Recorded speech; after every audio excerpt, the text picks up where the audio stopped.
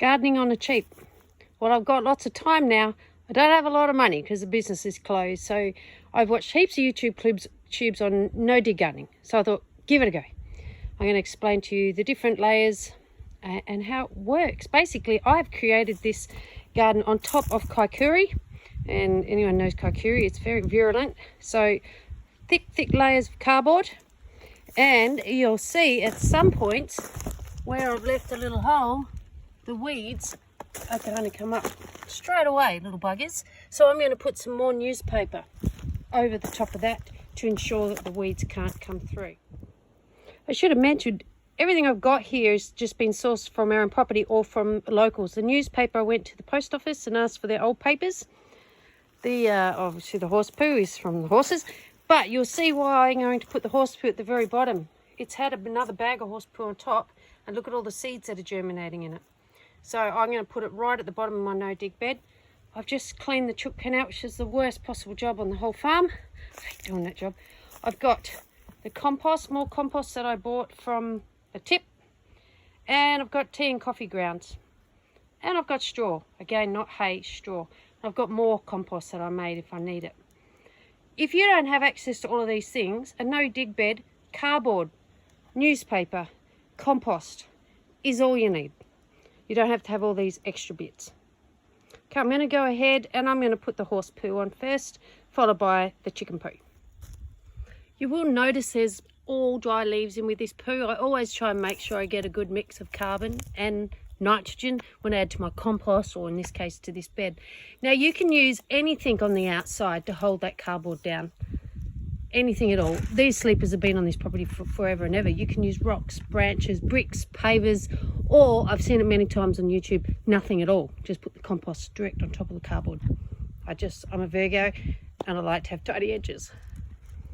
And right now I hear a lot of you saying, you're putting fresh chalk manure on your garden. Yes, it is fresh, but it's going to have quite a thick layer of compost on top. And by the time the roots of whatever veggie seedlings I put in there or seeds grow down into that chicken manure, it's going to have lost its potency anyway, particularly mixed in with the straw. And I'm going to water it in.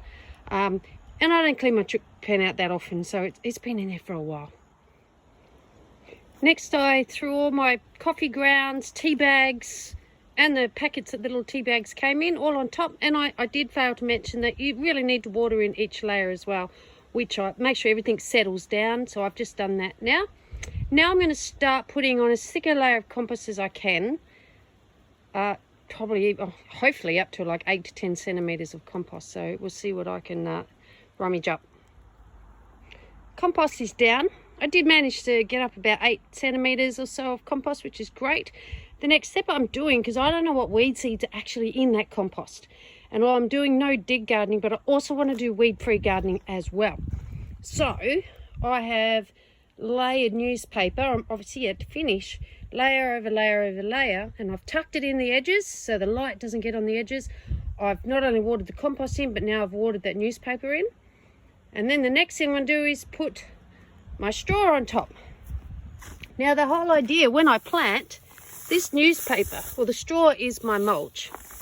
The newspaper is my top layer of soil. So when I put my seedling in, and I'll show you in a little bit, I'll make a little divot in the soil, in the newspaper, and plant that seedling into that. I did actually just gently press down the compost as well to try and just firm it down a little bit, get the air out and help it settle, and that'll help allow the seedlings to get better contact, roots to soil contact as well.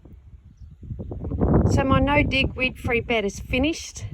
I've put the hay on top. I tucked all the newspaper in, I put the hay on top, watered them both down. I've just gently gone and pressed it all down to sort of really push that newspaper onto the compost. I'm going to show you how to plant in it now. There's one here, already done. A little bit of spare compost here. What I'm going to do, dig down to my newspaper. It's all wet, so it's very easy. Get in there, put my little seedling in there. It's going to be very hard to do one-handed. Put my seedling in there.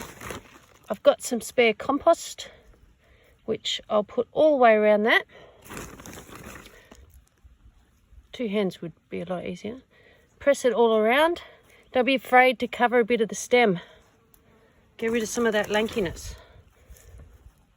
Put it all around and push a little bit of the straw back around it. And then what I would do is give that a little water very gently, but the soil was actually quite wet. The compost that I just used then wasn't, but so there you go. And I'm going to do a nice comparison now between this no dig garden and my straw bale gardening, which I've been experimenting with. I'll give you a good rundown on that shortly. I'm not over impressed with it as yet, so I'd like to see how this bed goes in comparison. All right, get into it.